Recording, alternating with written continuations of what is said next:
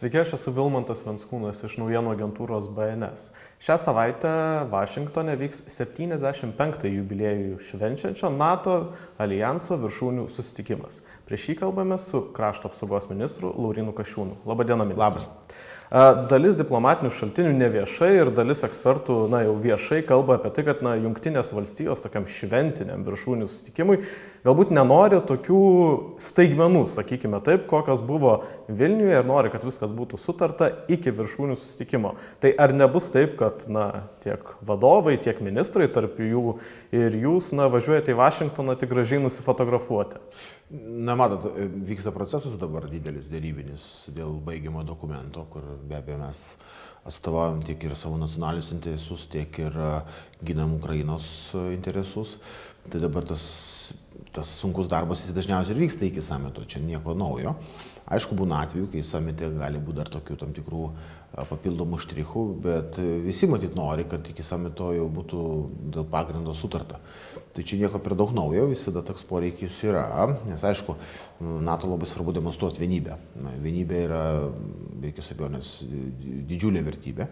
Tik mes laik primenam, kad vienybė turi būti kokybė, ta prasme, su žingsniais į priekį, o ne vienybė, sakykime, su sprendiniais, kurie jau buvo anksčiau padaryti. Tai mums bent jau keliose kryptyse yra aiškios, sakykime, mums aiškus nacionalinės saugumo interesų gairės, ką mes turim pajudinti, be jokios abejonės dėl NATO regioninių planų įgyvendinamumo, dėl rotacinio oro gynybos modelio, sakykime, integravimo jau dabar į NATO planavimą, sakykime taip, kad ne tik, kad mes kaip valstybė nuolat ieškotume tų sistemų pas mūsų sąjungininkus, kad bent jau trumpam treniruotėm atsiųstų į mūsų regioną, bet kad tiesiog tai jau atsirastų planavime, suvokiant visą oro gynybos sistemų trūkumą NATO alijanse. Aišku, Ukrainos klausimas, mes realistai suprantam, kad matyt kvietimo į NATO pasiekti bus sudėtinga. Tai ar čia dėl to kvietimo jau čia viltis palaidota? Tai niekada jau paskutinį dienų nelaidoju vilčių, bet būkim realistais, ta prasme, konsensuso nėra.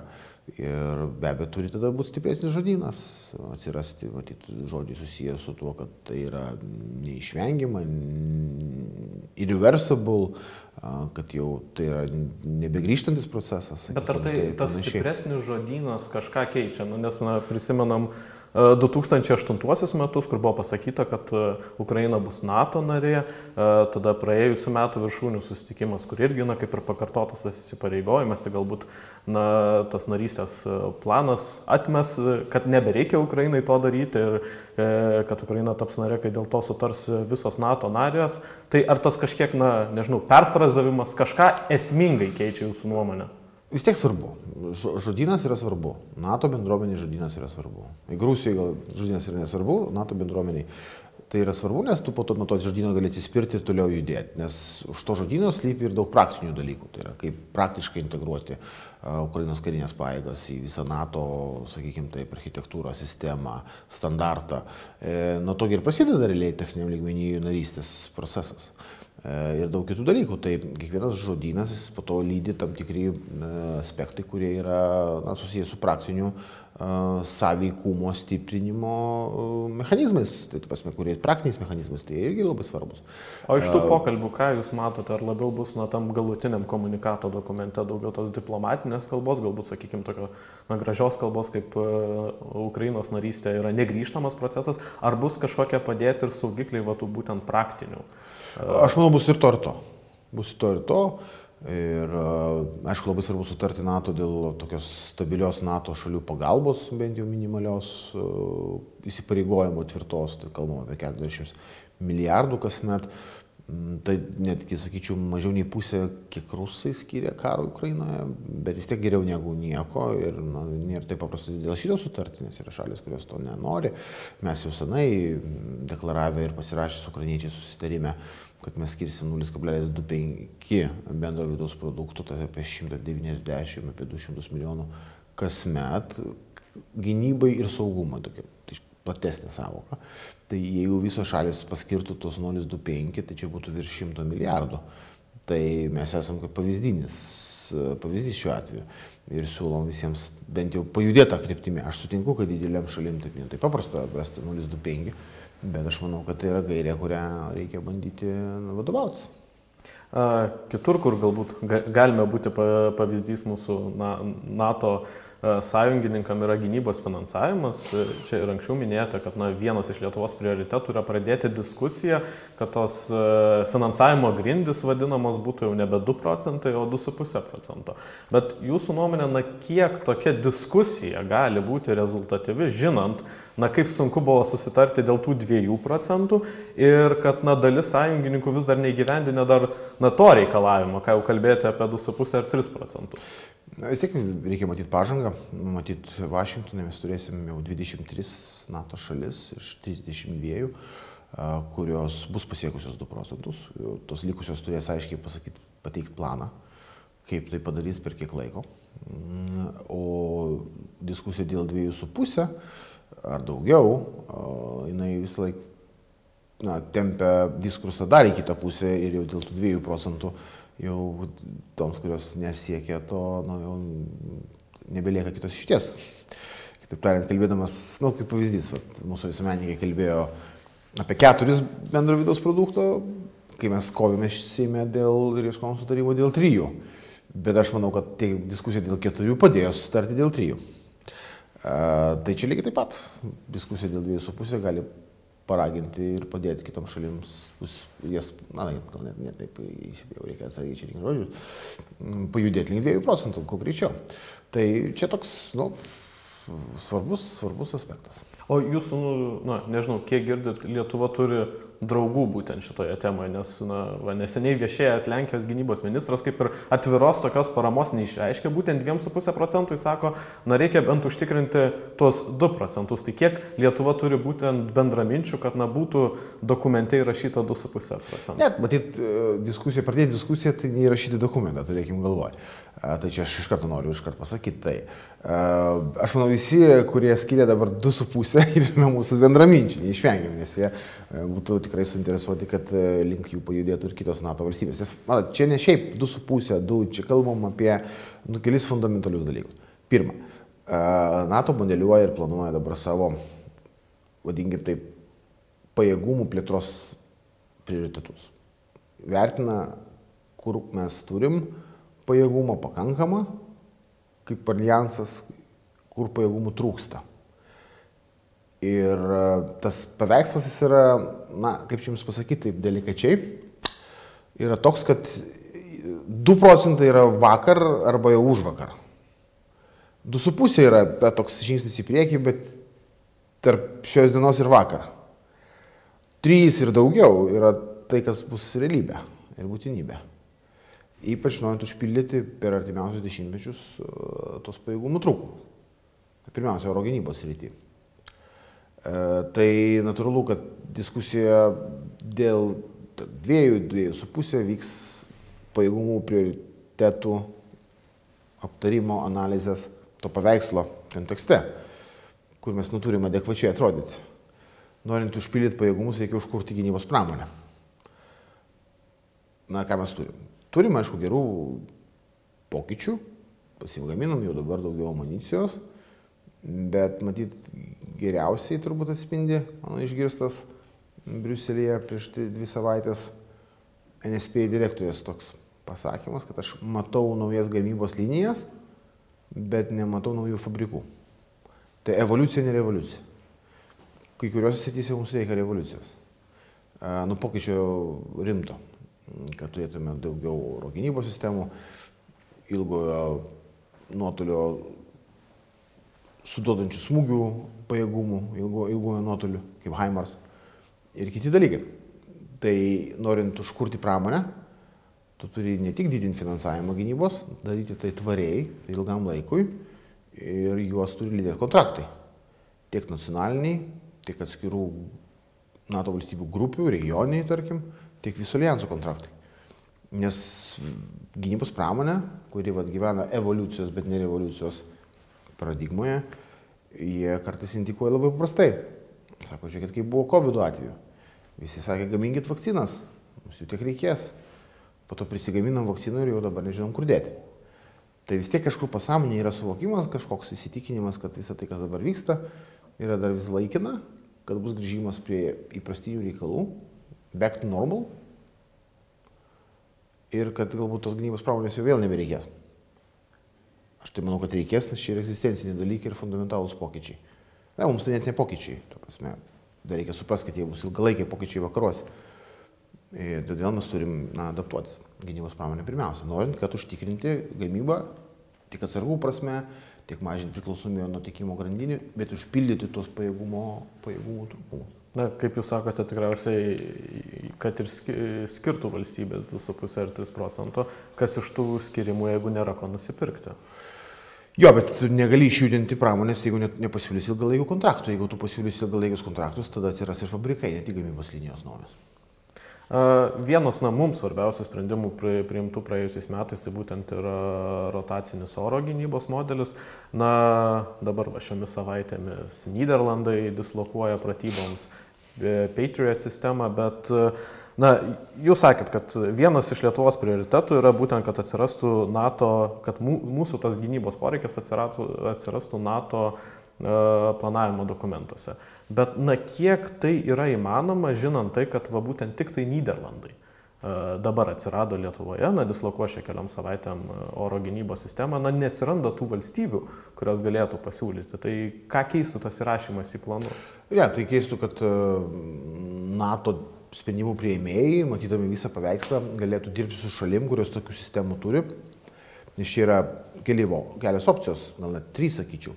Tai pirma opcija yra antžeminės oro gynybos sistemos vidutinio ir ilgojo nuotolio, kaip Patriot. Vidutinio turiu minėti, IRIS-T, NASAM, SAM-T. Viena kryptis. Antra kryptis laivai su oro gynybos sistemomis, kai kurie galėtų būti treniruotis prie mūsų krantų ir tokiu būdu dengti bent dalį Lietuvos teritorijos. Ir moderniausi lėktuvai su galimybėmis numušinėti balistinės kruizinės raketas. Tai mes irgi pajėgumą turim NATO, ar tai būtų F-16, ar tai, aišku, ypač F-35. Tai yra tos 3 opcijos. Tai vienur NATO pajėgesnis, kitur didesnis trūkumas, jeigu kalbant apie antžeminės sistemas. Tai NATO centras žino, kas ką turi, kiek šalis ko deklaravusios yra, ką priskyrusios. Ir jos gali pradėti mums, ne tik dabar, kai aš važinėjau ir kiekvieną dieną kažkur, tai prašau tas šalis, kurios turi pagalvoti apie prisidėjimą prie rotacinio oro gynybos modelį, kad mes tą toliau darytume, bet šalia, kad NATO savo planavimos dokumentuose jau turėtų tokį modeliuotų tą situaciją. Tai visai kitaip yra tada didėja galimybė prisitraukti sistemas. Tai čia, manau, svarbus dalykas, bet taip, klausimas labai teisingas, ta prasme, kad mes turime pirmiausia Ukrainos poreikį, čia yra prioritetas, nėra klausimų, tada turim trūkumą šitų sistemų ir tada prasideda valstybių, sakykime taip, požiūrio klausimas, valios klausimas tai daryti. Tai vis tiek mes dirbam su atskirom valstybėm, identifikavę jas aiškiai, kurios mūsų yra sąjungininkės ir kurios turi vienokį ir kitokį pajėgumą. Ir dirbam su jom, kad jos atsiųstų bent trumpam treniruotėm į Lietuvą antžeminės oro gynybos sistemas arba ant laivų oro gynybos sistemą. Ar su kurio nors valstybė yra pažengusios dėrybos? Nenoriu anonsuoti, mes esame tokiam pasaulyje, kai bet kokia per ankstyvą žinia gali sugadinti reikalą. Gal jau baigim ankstyvų žinių skelbimo madą ir taip jau čia esam priskelbę daug, ko nereikėjo skelbti kažkada ar išlaukti, nes tai yra pagarba pirmiausia sąjungininkam. Jūs šią repliką metat savo pirmtakui? Ne, niekam nemetu, tik tai reikia išmokti pamokas ir judėti priekį. Bet sutinkate, kad dabar tas rotacinis oro gynybos modelis labiau yra teorija, nes negalima pavadinti rotaciją, kai Nyderlandų Patriot sistemos išvažiuos ir jų kaip ir niekas nekeičia. Na, žinot, negaliu sutikti, nes kiekvienas projektas turi įsivažiuoti. O kryptis aiškiai, modelis aiškus, tiesiog imti ir dirbti reikia. Bet šalia to, ką aš darau kaip ministras, tai yra mes įsigijom naujas gynybos sistemas patys. Matydami, kad tai yra trūkumas, aš peržaidžiau prioritetus ir šalia to, kur buvo mums iš esmės pradžioje pasiūlytas visiškas tik tai sunkinimo kelias ir oro gynyba būtų vėl papildomai kuriama tik nuo 30 metų. Tai dabar kursim viską vienu metu, tai aš manau, tai ką mes dabar čia darome yra teisingas kelias, ypač matant visą tą NATO viduje esantį pajėgumų trūkumą. manau, čia pats pagrindinis pajėgumas, kurį reikia plėtoti. Oro gynyba. Jeigu dar šiek tiek sugrįžtume prie tų valstybių, nelabai norit gal detalizuoti, bet vis tiek šnekame apie Europos valstybės. Pirmiausia, aišku. Ar mes šnekame apie pietų Europos valstybės? Nes tikriausiai suprantame, kad šiaurės Europos valstybės turi jau savo gynybinį poreikį, nes pasienis su Rusija irgi jiem prie pat yra. Ne tik pietų. Gerai. Ar yra ieškoma, ar bus viršūnių susitikime ieškoma kažkokių sprendimų dėl hibridinių atakų? Čia pastaraisiais mėnesiais matėm tikrai ne vieną pavyzdį vadinamųjų diversijų, ar kalbėtume apie atakas prieš kritinę infrastruktūrą, ar tie patys gaisrai prekybos centruose. Ir mes vieną tokį atvejį turėjome. Tai ar bus kažkaip, nežinau, čia gal net ir turėtume kalbėti apie pačio alijanso doktrinos kažkokį keitimą, suprasti ne tik apie konvencinį karą, bet ir apie hibridinio karo grėsmę. Tai ar matote, kad čia bus padėti kažkokie stulpai? Manau, kad taip, bus. Aišku, atsakas nėra paprastas dėl daugelio dalykų, nes bet koks apsibrėžimas, kas yra hibridinis, kas yra hibridinė ataka ir po kurios turėtų sekti atoveiksmis iš NATO pusės atsakas, jis irgi yra rizikingas, nes reikėtų apsibrėžti tiksliai, kas yra jau tas hybridas, į kurį reikia duoti atsaką, tai tada kažkas, žinodamas, kaip tu apsibrėžiai, priartės prie jo, bet paliks erdvės tokios, kad atsako nebūtų, ar ne? Tai tiesiog priartės prie raudonos linijos, jie neperžengs. Tai dėl to irgi tu turi būti tokiam šiek tiek strateginiam neapibrėžtume, ta prasme, kad jeigu padarysi kažką tokio žemesnio intensyvumo, vis tiek gausi atsaką. Tai čia tokį lankstumą reikia pasilikti. Tai šitoj vietoj čia yra, bet principo klausimas, kad turi būti atsakas, kad kaina turi būti už tokius dalykus. Tai čia faktas. Čia tą turi pasidaryti. Šalis darys ir nacionaliniu mastu, nebijoju, ir reikia sutarti dėl NATO atsako. Tai čia dar toksai, sakykime, principo reikalas ir manau, dėl principo mes sutarsim. Bet ar bus, kaip sakyt, galutinėme dokumente, ar čia kol kas tos diskusijos tik, liks diskusijos? Gal neužbėkim įvykiams už akių. Šitas viršūnių susitikimas, gali būti paskutinis, kai Jungtinių valstybių prezidentu yra Joe Bidenas, kalbama, kad tikrai daug šansų yra, kad jį pakeistų Donaldas Trumpas. Ta rodo dabar ir apklausas, aišku, dabar neprognozuosim rinkimų rezultatų, bet tikrai viešoje erdvėje ir dalis ekspertų, dalis politikų tokių nuogąstavimų turi. Tiek dėl alijanso ateities, tiek galbūt dėl mūsų regiono saugumo, jeigu į Baltuosius rūmus grįžtų Donaldas Trumpas. Ar jūs turite tokių nuogąstavimų? Aš nebraižau apokaliptinių scenarijų. Aišku, gali būti iššūkių, nes padidės strateginio neapibrėžtumo, jau čia mūsų viduje. Bet jisai gali būti išsklaidytas tiesiog sudėliojus labai aiškiai kai kurios dalykus, labai konkrečiai sutarus dėl principų. Ką aš turiu galvoj, mes tikrai dirbom, ruošimės šitam galimam politiniam pasikeitimui. Pats buvau susitikęs su tikrai aukšto rango, matyt, pakankamai artimais ir prezidentui Trumpui senatoriais, patarėjais. Kalbėdamas su jais, iš tikrųjų bandžiau išsiaiškinti jų matymą ir mūsų regiono atžvilgių, Europos atžvilgių, Ukrainos atžvilgių. Ir pasidėliot kažkokias tai gairės, kaip mes galėtume dirbti toliau. Ko aš labiausiai bijau ir labai tikiuosi, kad mes kaip Europą išvengsim, tai jeigu ta pergalė įvyktų, kas gali būti taip, kad mes nepasiduotume emocijomis, kur mes galėtume kažkas bandytų kurti kažkokią moralinę sieną prieš Amerikos prezidentą. Tai būtų kvailystė. Manau, reikia viso to išvengti ir tiesiog, net jeigu tau ir nepatinka, tu turi sėsti ir suvokdamas Amerikos svarbą, kad yra Amerikos prezidentas, dėliotis tam tikrą bendradarbiavimo planą. O ką jūs turite omeny moralinę sieną? Aš jau taip, čia metaforą panaudojau. Ta prasme, turbūt nepaslaptis, kad ne visom politinėm jėgom Donaldas Trumpas yra priimtinas. Ne? Bet dažnai, jeigu tu ir nepriimtinas tos valstybės vadovas, tu vis tik atskiri, kur yra valstybės interesai ir kur jau yra politiko vertinimai. Man atrodo, pirmoje kadencijoje ten buvo kai kuriais atvejais per daug tokios moralinės sienos sutapatinant Ameriką ir prezidento vertinimą. Tai va šito matyti reikia išvengti, kad tai yra valstybė, kur yra be galo svarbi mūsų saugumui ir reikia elgtis solidžiai ir elgtis ramiai ir išlaikyti oriai. Jeigu Amerika apsisprendė, dirbam su tokia Amerika. Ir tikrai reikia ieškoti sąlyčio taškų. Taip, jisai yra reikalų tvarkytojas, jisai yra dealmakeris, jisai yra žmogus, kuris norės efekto, rezultato, greito daugelį atveju. Ir žinom, galim numanyti ir žinom kai kurias kryptis, kurias jisai tikrai judins. Tikrai jis nebus apie jokius NATO išstojimus, šiandien yra kalbos. Jis tikrai dar kartą judins gynybos finansavimo klausimus. Manau, kad čia dabar jau tai, kas yra įvykę, jau yra kitaip nei buvo per jo kadenciją, tai mes pajudėję. Aišku, tos šalis, kurios nesiekė 2%, matys turės sujudėti dar labiau. Tai čia viena kryptis, kad tas naštos pasidalymas, apie kurį jis kalba, kad Europa turi mokėti už savo saugumą, kaip jis sako. Visiškai teisingai, ar ne? Taip turi būti. Tada be abejo, ką aš jau taip girdžiu iš tų krypčių, kur mes galim dirbti su juo labai sėkmingai. Tai be abejo, didelį dėmesį skirs Kinijos galios sulaikymui. Bet ar nėra taip, kad tada tas dėmesys vėlgi labiau nukryps nuo Europos, daugiau į Kiniją? Bet jeigu nori tu sulaikyti Kinijos galę, tu turi tai daryti ir Europoje. Kaip tu sulaikysi Kinijos galę be Europos? Tu reikia sąjungininkų. Tai, o mes kaip valstybė šitą vietą, tai absoliučiai esame aukštumoje.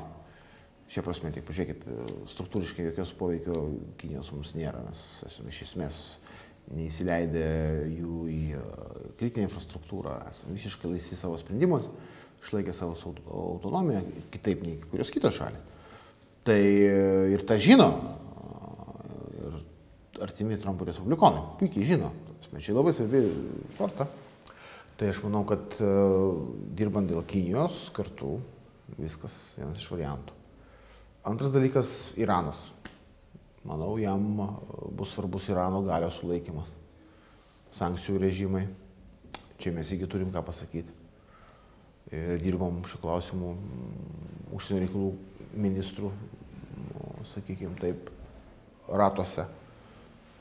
Tada einam į tokį kitą aspektą su naštos padalymu susijusius, tai įsigijimai.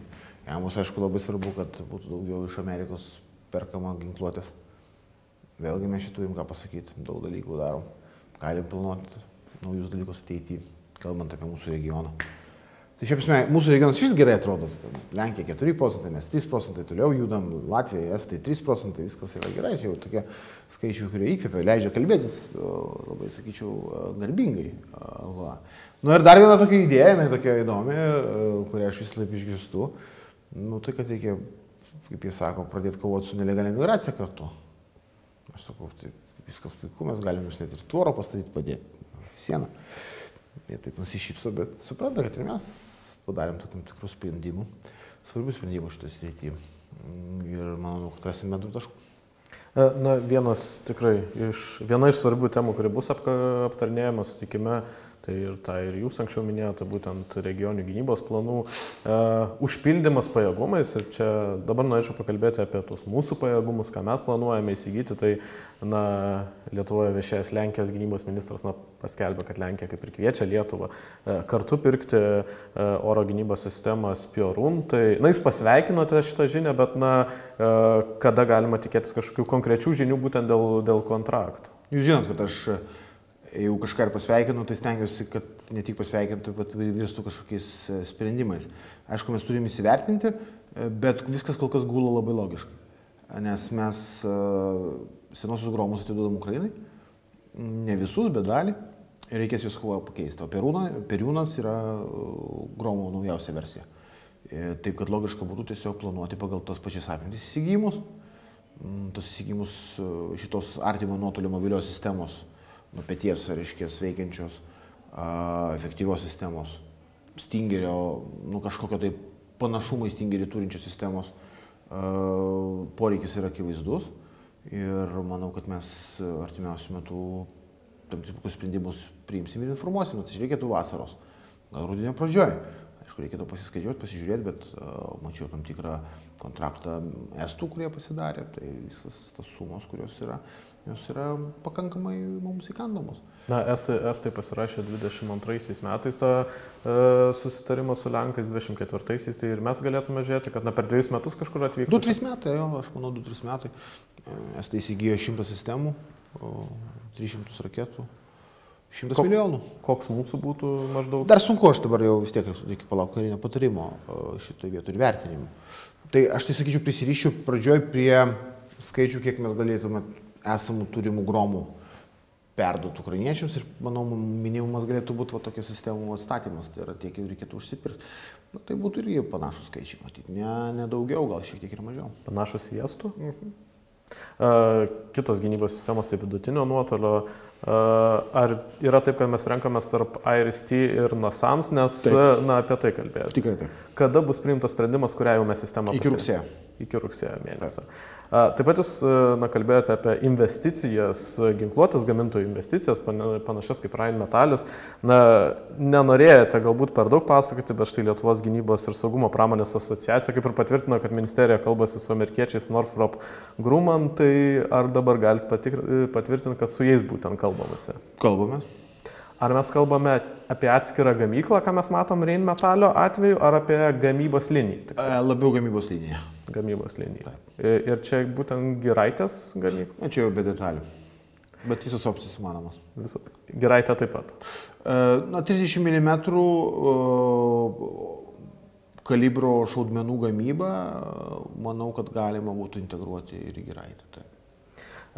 Kitas, jūs sakėt, įdomus pasiūlymas, per daug galbūt nedetalizavote, bet sakėt, kad gamina pėstininkų kovos mašinas. Tai, žinant tai, kad karinis patarimas yra duotas pirkti vikšrinės kovos mašinas, tai ar tai yra investicija, įmonė gamykla, kuri gamina vikšrinės kovos mašinas? Tai be abejo, jeigu pirksim vikšrinės, tai ir investicija būtų į vikšrinės. Taip. Tai ir iš jų ir pirktume? Logiškai, tai yra paketas. Būtų paketas. Taip, kada čia galėtų paaiškėti jau? Čia reikės rudens. O apie ką mes kalbam? Ar mes kalbam apie už Atlanto esančias įmonės ar Europos? Įmanoma. Ir ten, ir ten. Ir ten, ir ten. Gerai, pabaigai norėčiau šiek tiek paliesti kitą temą, tai yra nacionalinė politika, nes esate ne tik ministras, bet ir kandidatas į Seimą. Ir, Tėvynės sąjunga Lietuvos krikščionys demokratai, jūsų partijos kolegos jūs išreitingavo į pirmą vietą. Kai mes kalbamės, mes dar nežinom premjerės sprendimo, ar jinai vestų sąrašą, nes jinai nebuvo reitinguojama. Ar jūs sutiktumėt vesti sąrašą? Ar įsivaizduojate save numeris 1? Aš save labai gerai įsivaizduoju darbo komandoje. Ir aš manau, kad mes vienas kitą galim visi papildyti. Vienas kitos stiprybės, vienas kitos silpnybės uždengti ir pridengti ir kompensuoti vienas kitą. Kitaip tariant, komanda. Aš komandos žmogus. Jeigu komandai reikia, aš galiu būti šalia ir judėti į priekį. Aš manau, to reikia. Bet aišku, autentiškas lyderis šiai minutį, vedant sąrašą, yra premjerė Ingrida Šimonytė. Jūsų nuomonė jinai turėtų? Tai be abejo. Ir klausim. Bet dėl to palaikymo, tikrai sulaukia daug palaikymo ir 20 metais, tai ar tas, parama partiečių jum, kaip sakyti, nepasadino minties, kad galbūt galvoti apie pirmininko postą, kur žinom, kad vakuumas bus pasitraukus Gabrieliui Landsbergiui? Aš turiu pakartoti dabar savo atkaltą mantrą. Nesakau ne, bet nesakau ir taip. Paliekam klausimą atvirą, viskas spręsis po Seimo rinkimų. Gerai, bet kitaip... Dabar esmė yra Seimo rinkimai, turim susitelkti ir judėti į priekį. Kitaip paklausiu, šitą klausimą dabar dažnai užduoda Gabrieliui Landsbergiui, kuris nelabai komentuoja galimybės tapti eurokomisaru, sako, ne nuo jo priklauso, bet ar norėtumėt būti Tėvynės sąjungos pirmininku? Negaliu pasakyti, kad negalėčiau svarstyti.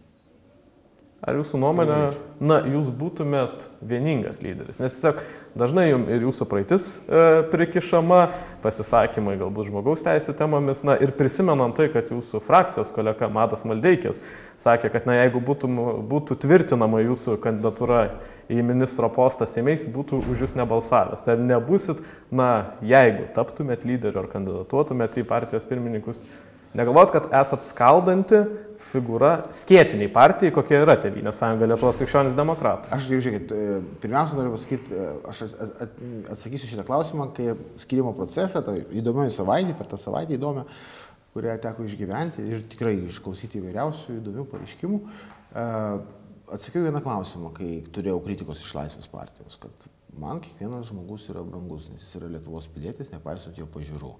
Ir Lietuvos krašto apsaugos sistema gins kiekvieną Lietuvos Respublikos pilietį. Man atrodo, per 100 dienų, šiandien 100, kai kalbamės, yra 101 mano darbo diena, aš įrodžiau, kad mes rūpinamės visais. Ir liberaliais, ir konservatyviais, ir tautiškai nusiteikusiais, ir tautinių bendrijom priklausantiem asmenim.